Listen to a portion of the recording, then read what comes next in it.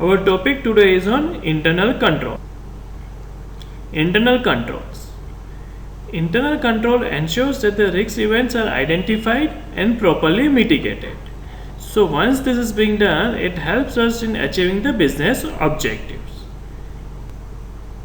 So internal controls and their classification. I remember the type of internal controls by the way of PDC. P stands for preventive, D stands for detective, and C stands for corrective. So, as per CRM module, a CISA candidate should know the difference between preventive, detective, and corrective controls. Now we will briefly discuss about the three controls. Preventive controls are basically steps taken to detect problems before they arise. Detective control help us to detect the error already occurred. And corrective controls help us to correct the irregularities that have been detected. So, preventive, detective, and corrective. Now let us take example. Segregation of duties. Here idea is to prevent the error. So it's preventive control. Audit. Basically audit we do post any event. So it is detective control. Contingency plan. It's basically help us to rebuild our system in case of any disruption. So it's basically corrective control. Access control policy. Idea here is to prevent any error or unauthorized access. Hash total. Hash total, as you all know, is control mechanism to detect any processing error. Backup procedure. So again here idea is to rebuild the things in case of any disruption and to correct the system. So these are the other preventive controls: employing only qualified person, transaction authorization, or encrypting particular software. Detective controls are echo controls in telecommunications, activity log reviews, error message over tape labels. And then rerun procedure basically will form part of corrective controls as it rerun the full process and correct the any error or irregularity. So let us discuss some question.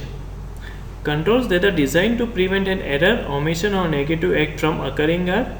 So the idea is prevent an error and omission. So preventive control. Next question. Control put in place to detect or indicate that an error or bad thing has happened. So here we need to detect or indicate for an error that is already being occurred. So answer will be detective control. Next question. Segregation of duties. We all know segregation of duties is basically built to ensure or to prevent any error. So answer will be preventive control.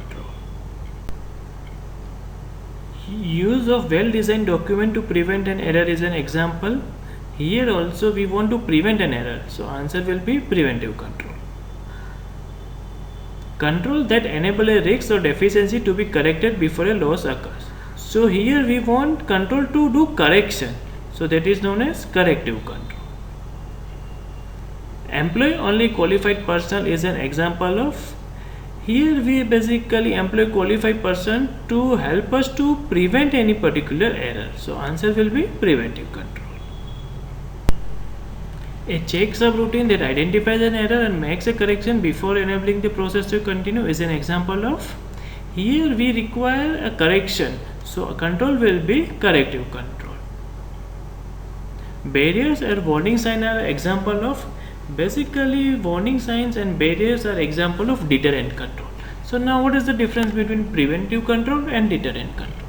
In preventive controls there is some compulsion, while in deterrent control only warning signs will be there. So user may ignore these warning signs and may continue with his processing. An echo message in telecommunication protocol is an example of detective control. So basically echo message help us to detect whether any particular message has been forwarded or not. In absence of echo message, it can be detected there is some error and message has not been forwarded. Checkpoints in a production jobs are example of detective controls. It helps us to detect the problem. Control that minimize the impact of threat are corrective controls. So corrective controls basically correct the situation and help to minimize the impact. Controls that remedy the problem discovered by detective controls are again corrective controls that help us to detect the problem and correct and remedy the problem.